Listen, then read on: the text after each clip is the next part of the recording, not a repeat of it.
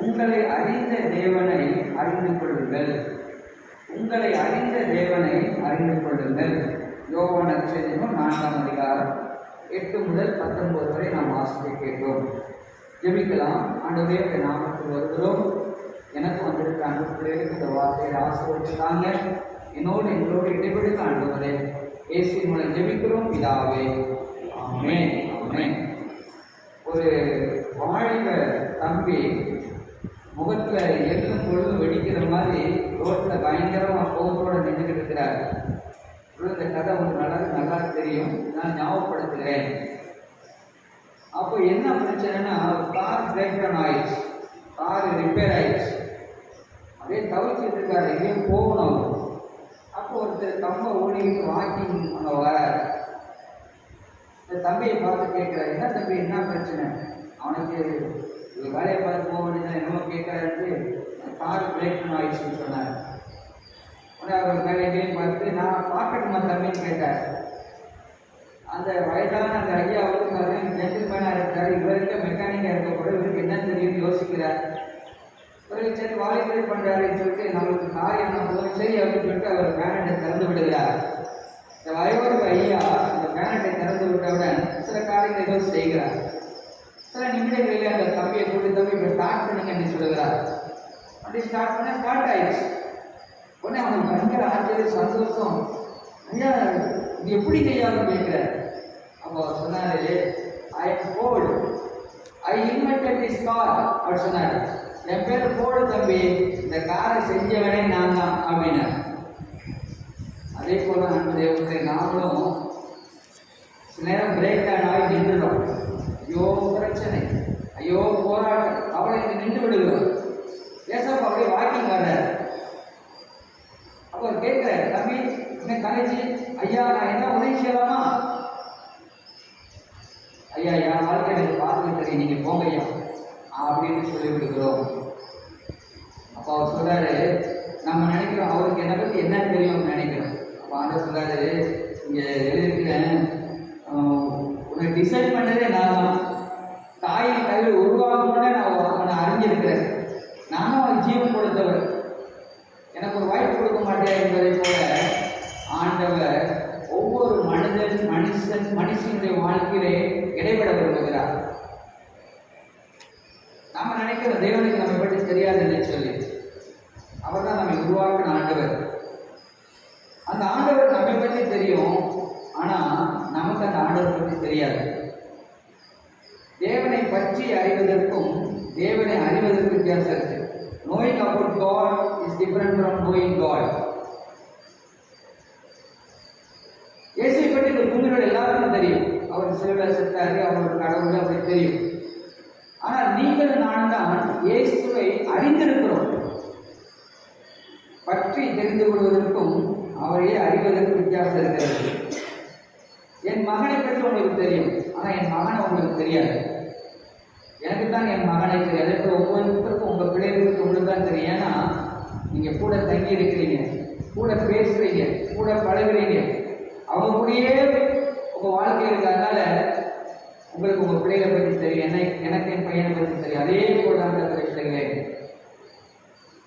நம்மை பற்றி ஆண்டவருக்கு தெரியும், ஆனால் ஆண்டவரை பற்றி நமக்கு தெரியுமா? அதுதான் இந்த நாளினுடைய செய்தியாக இருக்கிற அன்பு தெய்வ பிள்ளைகளே.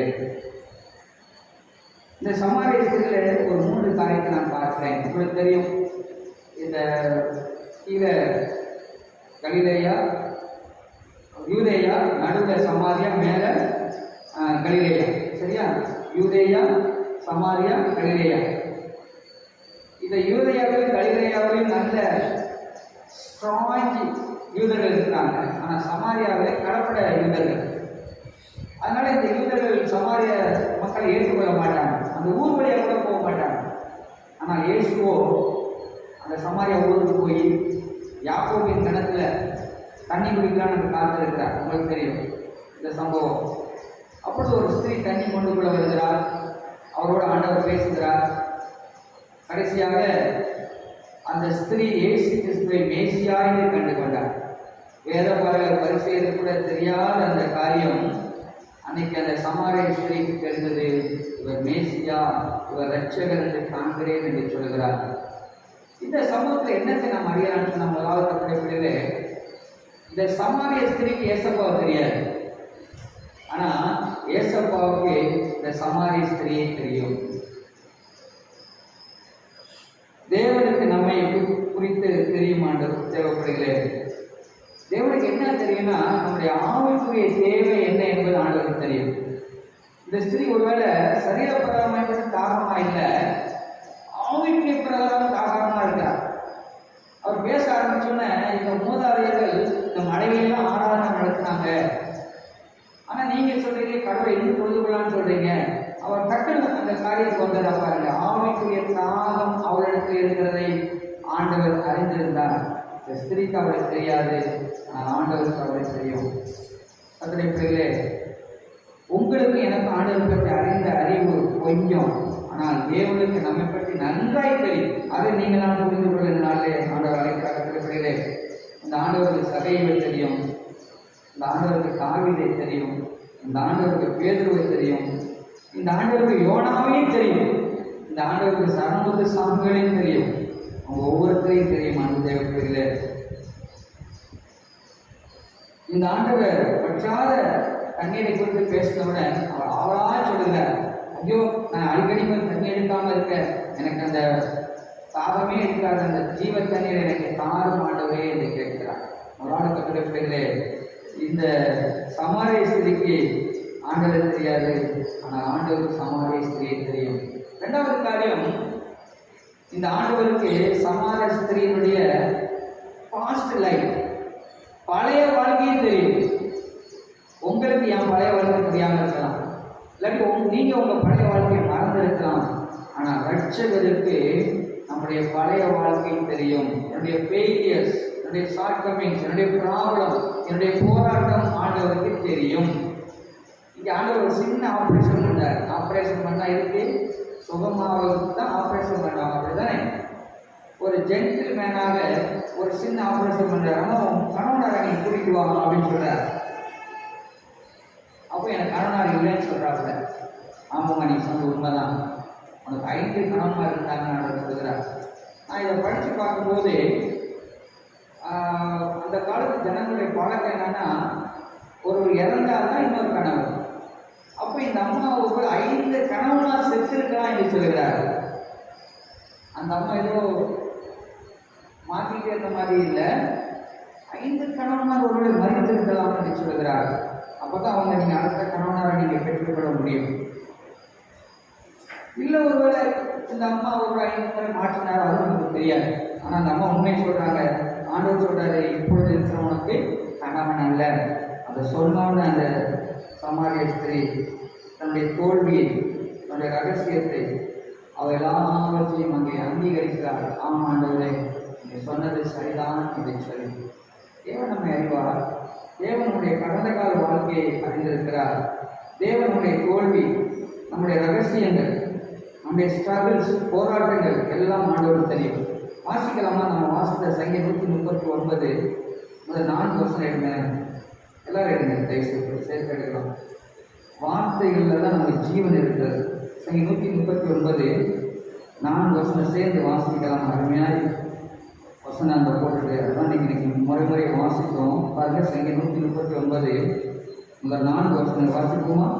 கர்த்தாவே, நீர் என்னை ஆராய்ந்து அறிந்திருக்கிறேன், உன் கால்களையும் எழுந்திருக்கிறேன் அறிந்திருக்கிறேன், என் நினைவுகளை தூரத்திலிருந்து அறிகிறேன். நான் நடந்தாலும் படுத்திருந்தாலும் என்னை சூழ்ந்திருக்கிறேன், என் வழிகளெல்லாம் உனக்கு தெரியும். என் நாவில் சொல் பெறுவதற்கு முன்னே இதோ கர்த்தாவே, அதையெல்லாம் நீர் அறிந்திருக்கிறேன். பிள்ளைகளே, நம்மை நன்றாய் அறிந்த ஒரு தெய்வம். இது என்ன ஆச்சரியம் நடந்திருக்கு என்ன கவனிக்கலாம்.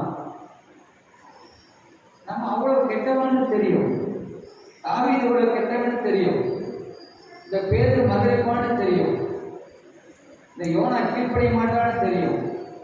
அப்பயும் அவர் நேசிக்கிறார். அதுதாங்க பெரிய காரியம். நமக்கு ஒருத்தர் தெரிஞ்சவன் ஏமாத்துக்காரன்னு தெரியுது, இல்லை இவன் கொலகாரன்னு தெரியுது, நம்மளால் நேசிக்கவே முடியாது. நம்ம மாம்சத்தில் இருக்கிறோம். ஆனால் தெய்வத்தை எடுத்துக்கொள்ளுங்க, நம்ம அப்படிப்பட்ட குற்ற பேர் வழியாக குற்ற பின்னணியத்தை உடையவராக இருப்பினும் ஆண்டவர் இயேசு நம்மை நேசிக்கிறதா என்பதுதான் ஆச்சரியம். இந்த கெட்ட குமாரனுடைய தகவலுக்கு இவன் எல்லாம் ஒழிச்சுட்டு வாரான், எல்லாம் அழிஞ்சு போச்சு, தேடி வந்திருக்கான் அப்படின்னு தெரியும். அப்பயும் அந்த தகவல் கட்டி பிடிச்சி முத்தம் கொடுத்து வீட்டுக்கு அழைச்சி விருந்து வைக்கிறான்னு சொன்னா அப்படித்தான் ஏசப்பா நமக்கு செய்யறாரு. நிறைய பேர் தன்னுடைய கடந்த வாழ்க்கையை யோசித்து கடவுள்கிட்ட நெருங்கி சேர பயப்படுவாங்க. வேறு மாதிரி ஆண்டவரே என்னை விட்டு போயிடுன்னு சொல்றவங்களா இருக்கிறாங்க. ஆனால் ஆண்டவர் நம்முடைய கடந்த வாழ்க்கையை அறிந்திருந்தும் நம்மை நேசிக்கிறார் என்பதுதான் பெரிய ஆச்சரியம் தப்புடைய. எனவே நீங்க நாலு ஆண்டவர் சொல்ற காரியம் என்னன்னா, அவரிடத்துல எதையும் மறைக்காதீங்க, ஜஸ்ட் அறிக்கை செய்யுங்க. அந்த அறிக்கை செய்தல் நம்ம சுகத்தை உண்டாகும். Confession will give us healing. ஒரு சுகத்தை, ஆரோக்கியத்தை நம்ம இதயத்தில் உண்டாகும்.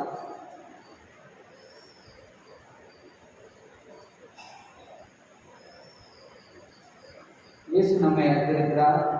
இயேசு நம்முடைய கடந்த கால வாழ்க்கை அறிந்திருக்கிறார். மூன்றாவது, இயேசு கிறிஸ்து நம்முடைய எதிர்காலத்தை அறிந்திருக்கிறார்.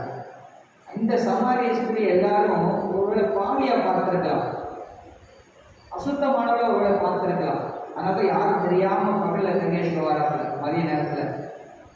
ஆனால் இயேசு கிறிஸ்து இந்த சமாரிய ஸ்திரியை ஒரு ஊழியக்காரியாக, ஒரு பெரிய கிராமத்தையே ஆதாயமாக்க போகிற ஒரு சோல் வின்னராக இயேசு பார்க்கிறார். இன்னைக்கு உங்களையும் அப்படிதான் பார்க்கிறார், என்னையும் அப்படிதான் பார்க்கிறார். நம்ம கடந்த காலத்தில் ஃபெயிலியர்ஸ் அவர் பார்த்துட்டு நம்ம தூக்கி வைக்கல, இல்லை இப்போ இருக்கிற ஒரு சூழ்நிலை அவர் பார்க்கல. எதிர்காலத்தில் என் பிள்ளை எவ்விதமாய் மாறப்போகிறான் என்று சொல்லி அந்த இயேசு ஒருவரால் தான் நம்மை பார்க்க முடியும். அல்லேலூயா, அல்லேலூயா. இந்த சமாரியத்தை எல்லாரும் வேறு விதமாய் பார்த்தாலும் ஆண்டவர், God knows our potential. God knows our potentiality. இயேசு கிறிஸ்துவுடைய காரணத்தை அறிந்திருந்தார். அவளை தன்னை மேசியாவாக அறியும்படியாக செய்கிறார். இந்த சமுதாயம் ஒதுக்கி வச்சிருந்துச்சு, ஆனால் இயேசு இவளை தனது சாட்சியாக மாற்றினார். அந்த வேதம் சொல்கிறது, அவர் பக்கத்தில் கிராமத்தில் போய் எல்லாரையும் கூட்டிட்டு வர. வேதம் சொல்கிறது, ஆண்டவர் 2 நாள் அங்கே தங்கிட்டார். அதை யோவான் நீங்கள் 4 படிச்சீங்கன்னா 43 பிறகு 2 நாள் அந்த ஊரில் தங்கிட்டார். யோசித்து பாருங்க. வேதம் சொல்கிறது 2 நல்ல தெரிஞ்ச வசனம், ஒருவன் கிறிஸ்துவுக்குள் இருந்தால் புது சிருஷ்டியாக இருக்கிறான், பழையவர்கள் எல்லாம் ஒழித்து போன எல்லாம் புதிதாகின்றன. இந்த சமாரிய ஸ்திரீ கிறிஸ்துவுக்குள் புது சிருஷ்டியாய் மாறி போனால் பிள்ளைகளே. எனவே தேவன் நம்மை அறிவார், தேவன் நம்முடைய கடந்த கால வாழ்க்கை அறிவார், தேவன் நம்முடைய எதிர்காலத்தை அறிவார். இப்படி நம்மை அறிந்த தேவனை நாம் எப்படி அறிவது? அதில் நன்றாய் தெரிந்து கொள்வோம். இந்த தேவனை பற்றி அறிவதுதான் வாழ்க்கையினுடைய உயர்ந்த மேன்மையான காரியம். ஒருவேளை பணம் சம்பாதிக்கணும், இல்லை சொத்து சுகத்தை வாங்க இந்த பூமியில் வாழ்ந்தோம்னா அதை நிறைய பேர் செய்யாமலே செத்து போயிட்டாங்க. அதுவல்ல, நம்மை உண்டாக்கிற தேவனை அறிவதும் அவரை மகிமைப்படுத்துவதுதான் நம்முடைய வாழ்க்கையின் பிரதான நோக்கம். இந்த தேவனை அறிதல் நம்மை ரட்சிப்புக்கு நேராக வழிநடத்தும். அந்த ரட்சிப்பு நம்மை நரக ஆக்கினைக்கு தப்புவிக்கும். அந்த நரக ஆக்கினைக்கு தப்புவிக்கிறதுனாலே நாம் நித்திய வாழ்வை பரலோகத்தை நாம் பெற்றுக்கொள்கிறோம். எனவே இந்த தேவனை அறிகிற அறிவு ரட்சிப்புக்கும் நித்திய ஜீவனுக்கும் பரலோக வாழ்க்கைக்கு நம்மை நடத்துகிறது. இந்த தேவனை 3 வழியாக நம்ம அறிந்து கொள்ள நிறைய வழிகள் இருக்குது. சரி, இந்த 3 காரியத்தை நான் சொல்ல வரும். முதலாவது, through his word of God, ஆண்டவருடைய வேத வசனத்தின் மூலமாய் நாம் தேவனை அறிந்து கொள்ளலாம். நீங்கள் பிறர் சொல்வதை கேட்பது it's a second hand information. இப்போ நான் சொல்ற செய்தி நீங்க கேட்பது இது 2வது செகண்ட் ஹேண்ட் திங்ஸ். நீங்களே உட்கார்ந்து வேத வாசித்து அதை படித்து அதை அறிந்து கொள்வதுதான் முதல் தரமான தேவனை அறிகிற காரியம். சங்கீதம் அங்கே 95:10-11 வாசிக்காம யாராவது வாசிங்கள். அங்கே பாருங்கள், இஸ்ரவேல் ஜனங்கள் ஆண்டவர் அவர்கள் அறிந்து கொள்ளும்படியாக அவர்களோடு பேசுகிறார். ஆனால் அவர்களோ ஆண்டவரை அறியவில்லை. வாசிக்கலாம் சங்கீதம் 95:10-11.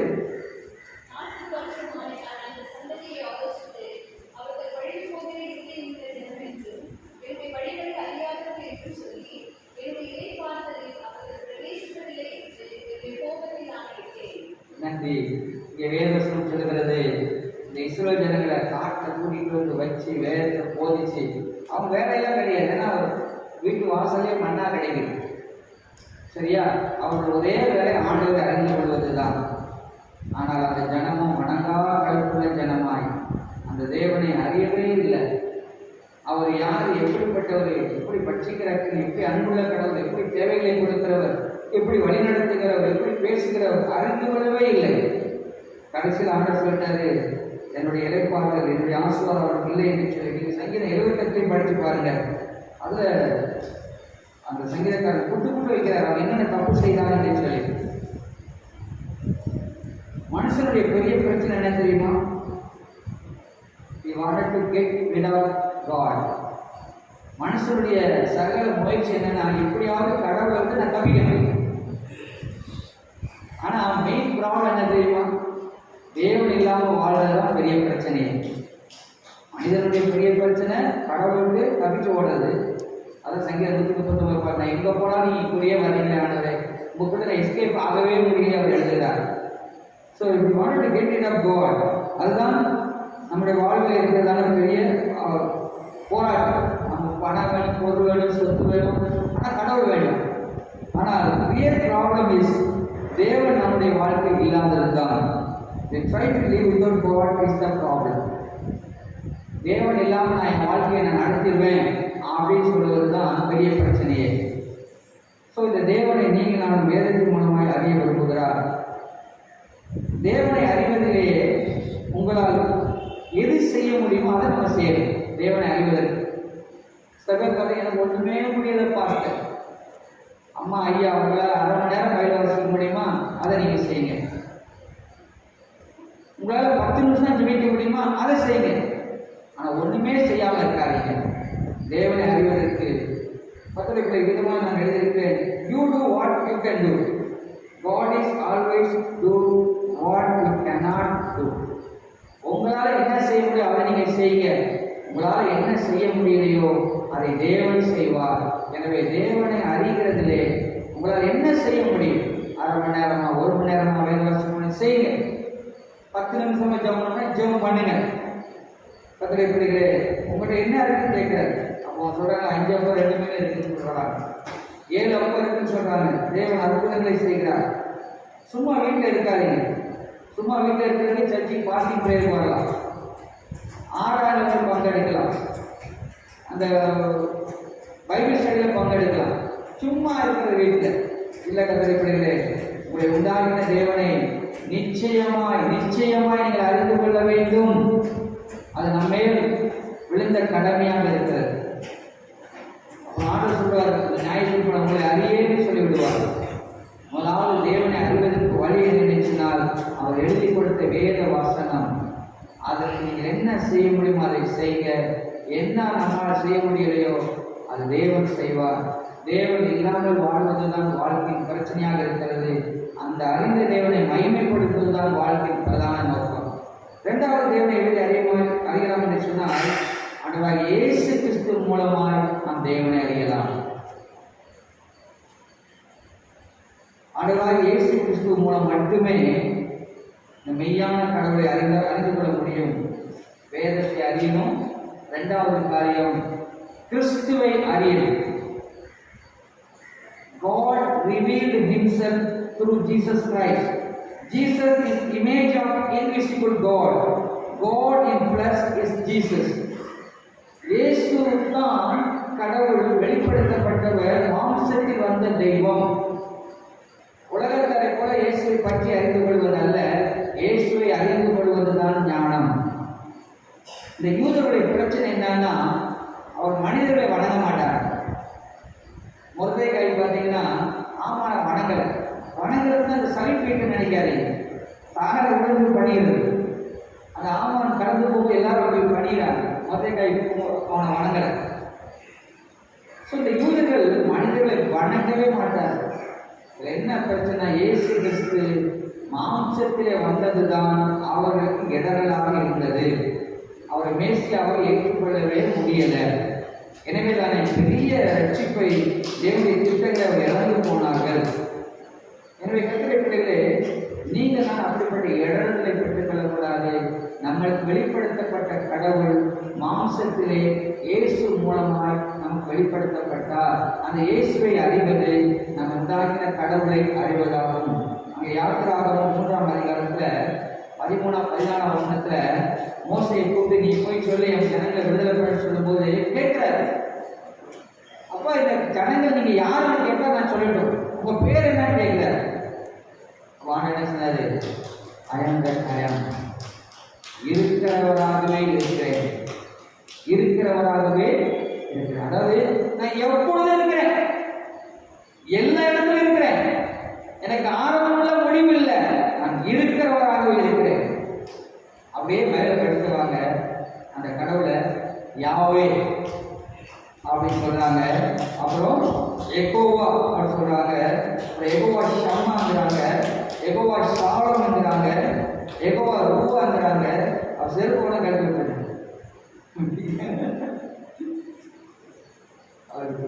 வெளியில போயெல்லாம் பார்க்கணும். எகோவா ரூபாங்கிறாங்க, எகோவா நிசிங்கிறாங்க, எகோவா சிக்கேனுங்கிறாங்க, எகோவா ரப்பாங்கிறாங்க. கர்த்தருடைய பிள்ளைகளே, இந்த எல்லா பெயரையும் உள்ளடக்கியது தான் இயேசு. இயேசுல எல்லாம் அடங்கிறது. ஜசுவா மீட்பர், ரட்சகர். அப்போ இந்த பழைய ஏற்பாட்டில் வெளிப்படுத்தப்பட்ட இந்த நல்ல மேய்ப்பர், ரட்சிக்கிறவர், சமாதானம் கொடுக்கிறவர், எனக்காக வெற்றி கொடி ஏற்றுகிறவர், என்னுடைய நல்ல எல்லாம் அடங்கிய ஒரே வார்த்தை இயேசு. If you know Christ, you know everything. கர்த்தருக்குள்ளே முதலாவது நீங்கள் வேதத்தின் மூலமாக அந்த கடவுளை அறியலாம். இரண்டாவது இயேசுவை அறிவதன் மூலமாய் அந்த தேவனை அறியலாம். Jesus is everything. அந்த இயேசு தான் ரட்சிக்கிறவர், அவர்தான் வழி, அவர்தான் நித்திய ஜீவன், அவர்தான் நியாயம் தீர்க்க போகிறவர், அவர்தான் நித்தியானந்தத்தை பரலோக வாழ்வை நமக்கு கொடுக்கிறவர். அவ்வளவு சொல்கிறார் பிலிப்பியர் 3 வீட்டில் வாசிங்க 7-8 வசனங்கள்ல இந்த கிறிஸ்துவை அறிகிற அறிவின் மேன்மைக்காக எல்லாவற்றையும் நஷ்டம் என்று எண்ணுகிறேன், குப்பையுமாய் பண்ணுகிறேன்னு சொல்றார். இந்த பூமியில எனக்கு என்ன டிகிரி என்ன காரியம் கிடைச்சா சரிங்க, அதெல்லாம் குப்பை நஷ்டம். இயேசுவை அறிகிறது தான் எனக்கு மேன்மை என்று சொல்கிறார். கிறிஸ்துவை அறிவதே நித்திய ஜீவன் என்று சொல்கிறார். பிலிப்பியர் 3:7-8 சொல்கிறார். ஒரு பிராக்டிக்கலாக ஒரு செய்தி காட்டுறேன்னு அது மறந்தேன். தன்னை அறிந்த அந்த தேவனை இந்த சமாரிய ஸ்திரீ அறிந்து கொண்டார்.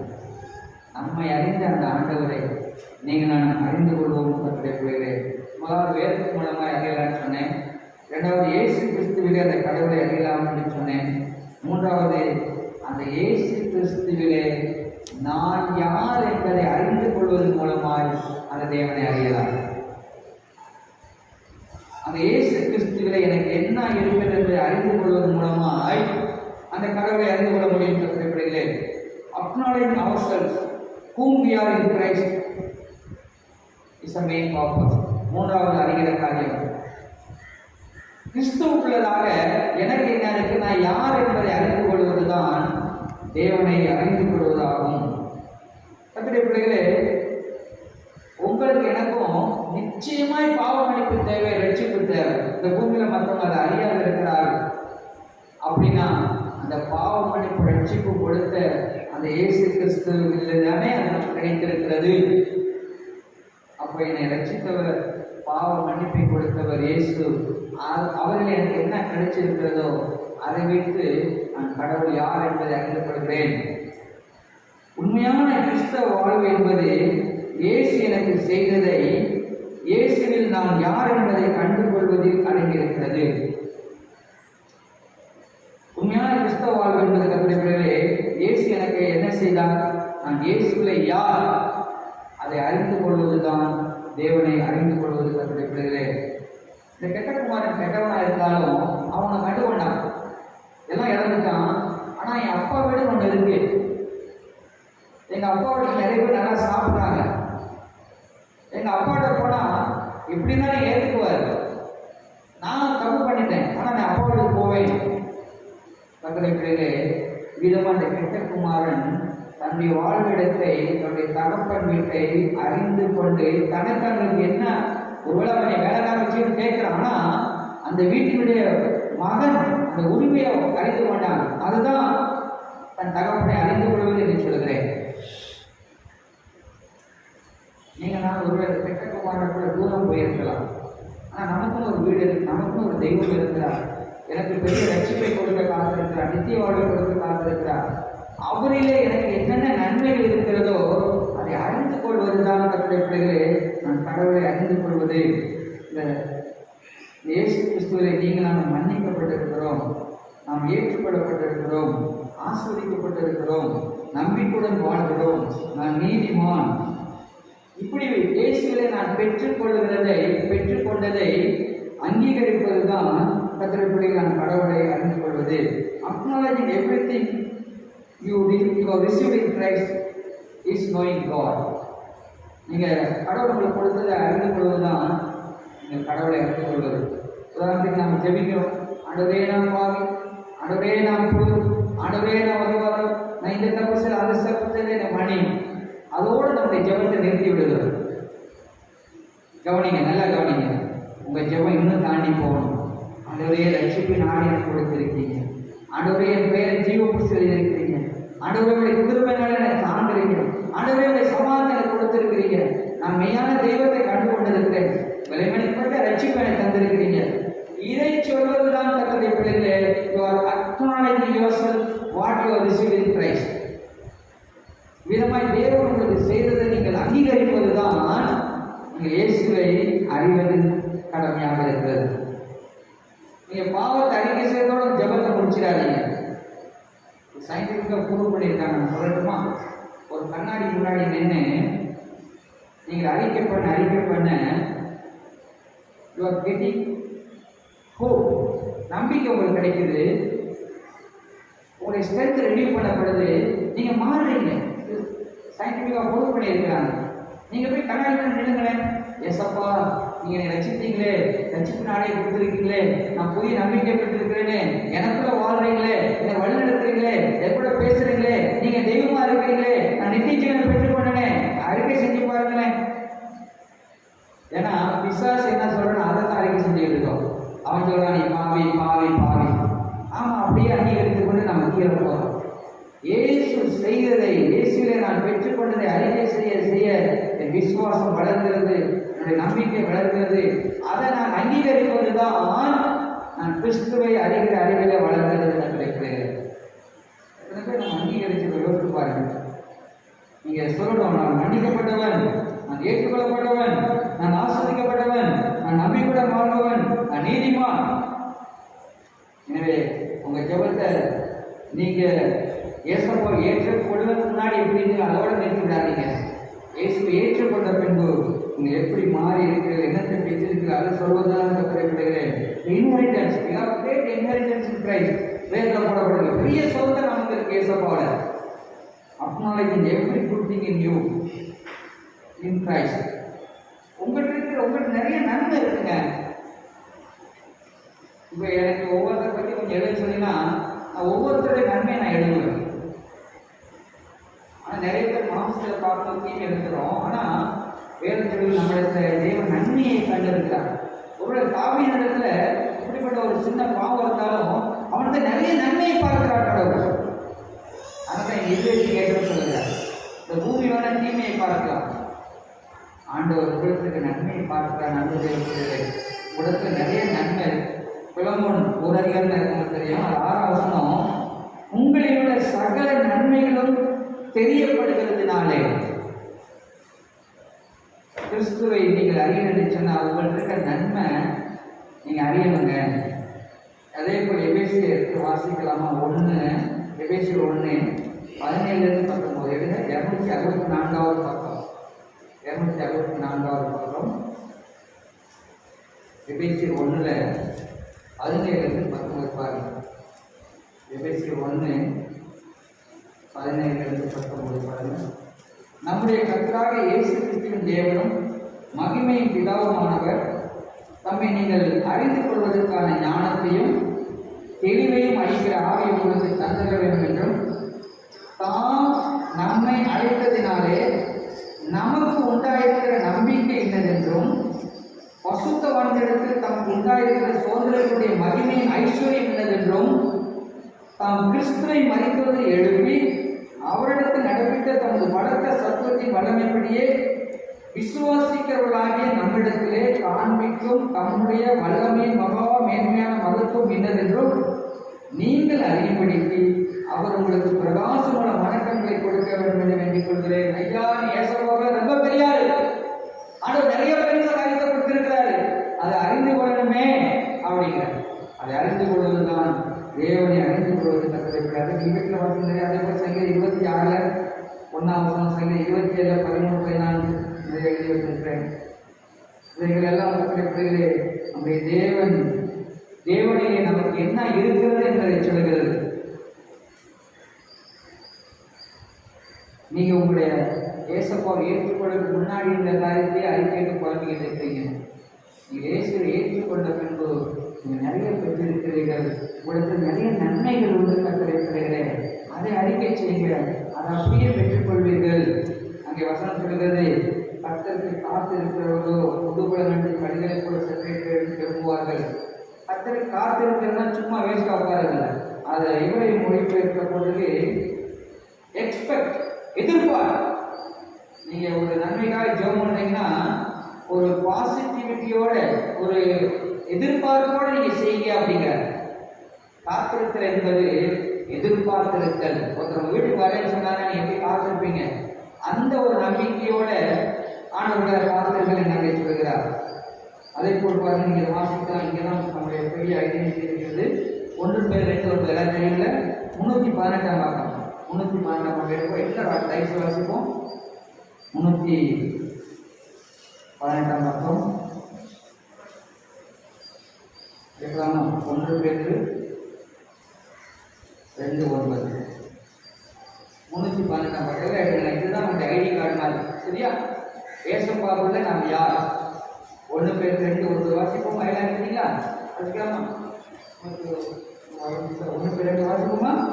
நீங்களோ உங்களை அந்தகாரத்தில் நின்று நம்முடைய ஆச்சரியமான ஒளியிடத்திற்கு வரவழைத்தவருடைய புண்ணியங்களை அறிவிக்கும்படிக்கு தெரிந்து கொள்ளப்பட்ட சந்ததியாயும் ராஜரிகமான ஆசாரிய கூட்டமாயும் பரிசுத்த ஜாதியாயும் அவர் சொந்தமான ஜனமாயும் இருக்கிறீர்கள்.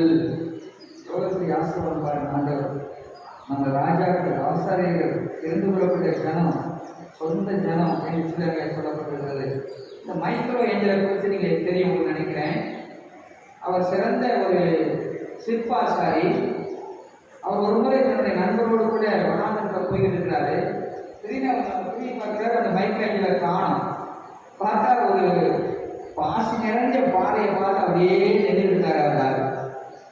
உடனே நண்பர் பாப்பா கூட்டிட்டு போயிட்டார். அப்புறம் சில மாதங்கள் கழித்து அந்த நண்பர் இந்த மைக்ரோ ஏஞ்சலுடைய வீட்டுக்கு போறாரு. அங்க பார்த்தீங்கன்னா வீட்டினுடைய முன்னாடி ஒரு தேவதூதன் ரெக்கையை விரிச்சு ஒரு பெரிய ஒரு 6 உயர தேவதூத சிலை அங்க இருக்கு. அவ்வளவு பாலிசா பலபடன்னு அங்க செய்திருக்கிறார். அப்போ இந்த நண்பர் கேட்கிறார், இது எங்க இருப்பா வாங்கினா எங்க இருந்துச்சுன்னு சொல்லிட்டு. அன்னைக்கு பார்த்தீங்க காட்டுக்குள்ள ஒரு பாசி நிறைஞ்ச பாறை, அதுதான்ப்பா இந்த ஏஞ்சல், இதுதான் அந்த தேவதூதன். அந்த பாசி படைஞ்ச பாறையிலிருந்து தான் இதை நான் செய்தேன் என்று சொல்கிறார். அந்த ஏஞ்சலுடைய அந்த சிலையை பார்த்துட்டு நிறைய பேருக்கு அவர்கிட்ட கேள்வி கேட்டார், எப்படிங்க அதை செஞ்சீங்கன்னு சொல்லி. அப்போ சொல்றாரு, I saw the angel in the marble and called until I set him free.